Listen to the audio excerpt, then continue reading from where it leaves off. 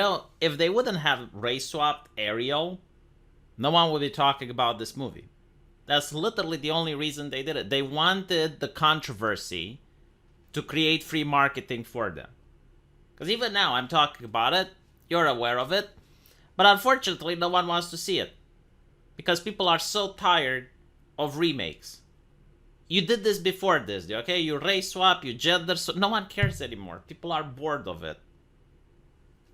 And not to mention, the fact that you associate your brand with these individuals, these childish journalists, white tears, white supremacy, white, blah, blah, blah. It's a Disney product. You're being ideologically possessed. What is wrong with you? Whiteness, fascismo, why are you talking about these levels of politics that are way and above your head, little journalist? It's a Disney product, okay? Like a corporation made a movie. They want you to pay money to see it. You're not changing the fucking world. No one gives a shit. God. Look at it. Like, how old are these journalists, by the way? Do you think they recruit them right after the kindergarten? Like, what is it with this? It's like, oh, she's swimming in white tears. Oh, you white man. Oh, you white patriot. I don't think you're going to get people to see the movie by balking the audience. I mean, I know this is the American way. But let's be honest. People of color don't want to see this shit either. Because that's the problem, right?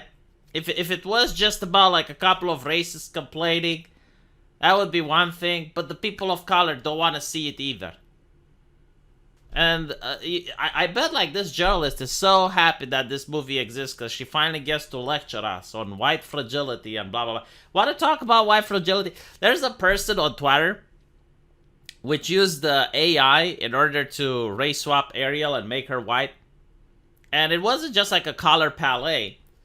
They had an AI which also made the hair look realistic and everything looked really good, and immediately it got banned off Twitter. Okay, like, let's talk about fragility for a second. It was like a 20-second clip. Immediately, racismus. The account was banned, removed. Like, they are freaking out a lot more than people on this side of the fence. People on this side of the fence are just laughing at it. And they're not going to watch it. No one is saying that, this movie should be banned. People should not be allowed to see it. No one cares.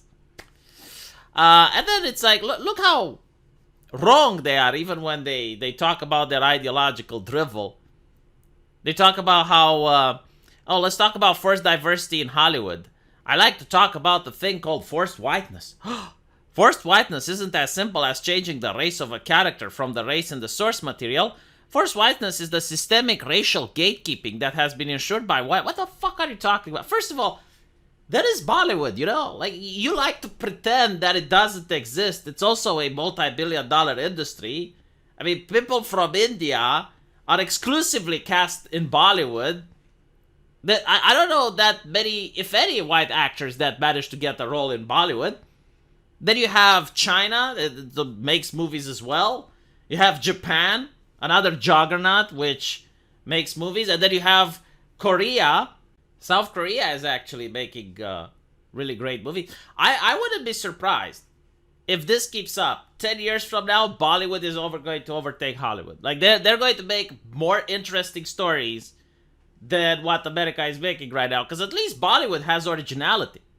Sure, their special effects might not be good. And they keep zooming on faces and they have their own version of storytelling. But at least they're original. They're not just taking a story, race-swapping a character, and then have an army of journalists and reporters to act like infantile children, mocking the audience, hoping that by constantly mocking and belittling people, someone is going to purchase a ticket. So yeah, I definitely think that if this keeps up, Bollywood will win. And by the way, it's the same bullshit ideology that these people are pushing, that constantly talk about how evil cultural appropriation is. And how if you don't see color, you're a racist. And now that people see color, they're also racist. I see. Yeah, you want to talk about cultural appropriation. Hans Christian Andersen. Like, I know from the American perspective, he's a white guy. And from an American perspective, all whites look the same. He's a Danish author. Like, he's a Danish treasure. So you're taking Danish culture and you're Americanizing it. That's cultural appropriation, by the way. And you drill into people's heads that cultural appropriation is a bad thing. Like, you made cultural appropriation a thing. It didn't exist. By the way, it doesn't exist in Romania. It doesn't exist in many parts of the world except America. Like, this is an American concept from the American academia. And you drill it into people's heads. And when people go like, okay, you know what, fine, like cultural appropriation is a bad thing. And then you do it. Then you're the people who do it. And then you're shocked, you're Pikachu face when people don't like it. Like, you train people like Pavlov's dog in order not to appreciate cultural appropriation. And now you're like, oh, why don't these people like it when we do it? Well, actually, to be honest, I like it when you do it, and then I see an AI on Twitter and how you freak out about it. Like, that's actually... so little Ariel, yeah, she's swimming in white tears. She's definitely not swimming in white people's money, I'll tell you that. Not even non-white people's money. She's not swimming in any money whatsoever. 2 million dislikes on YouTube's trailer.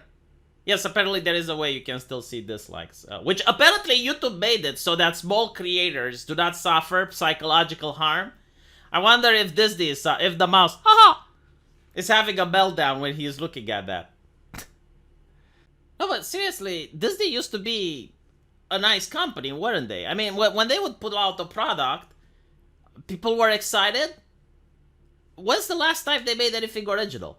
Like, literally everything they made recently is a remake. And I don't give a shit about their IPs, by the way. Like, I'm a customer. I don't have stocks at Disney. I don't invest into them. Like, so, I want entertainment. And everything I get is a remake. For how many years has this been going on?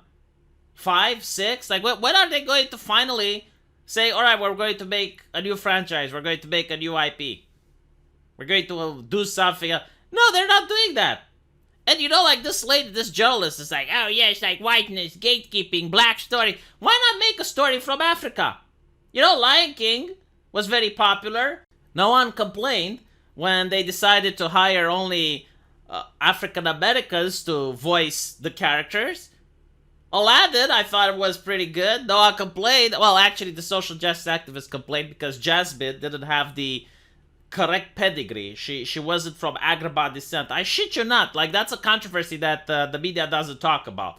But there were people on Twitter foaming at the mouth because Jasmine wasn't the correct heritage of Agrabah. It's a fictional place, by the way. Apparently, she's half Indian, half British.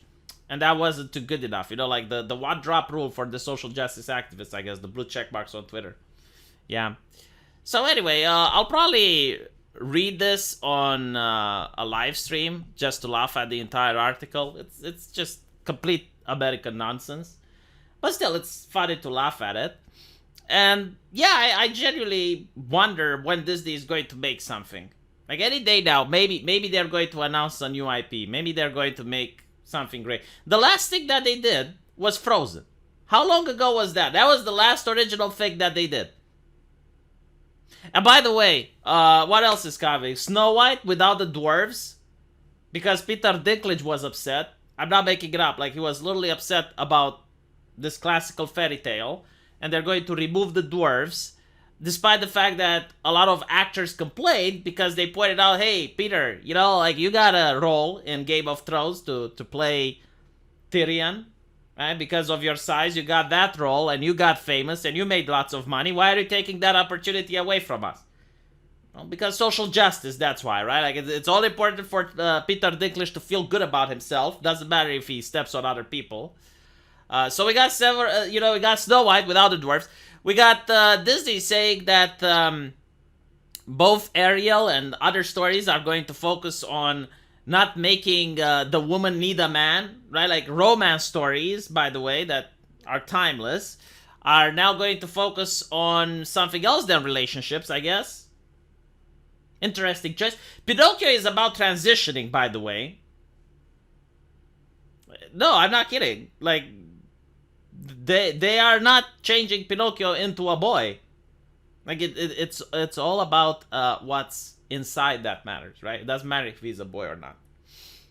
Yeah, I mean, I love the fact that Americans believe they can make classic fairy tales better.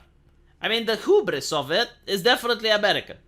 The arrogance, right? Like, imagine if I were to say, yeah, I can make Bohemian Rhapsody a lot better than it was made by the author. That's leftist America for you. Late stage woke capitalism, as I like to call it. Let me know what you guys think, though, and I'll see you in the comment section. Take care.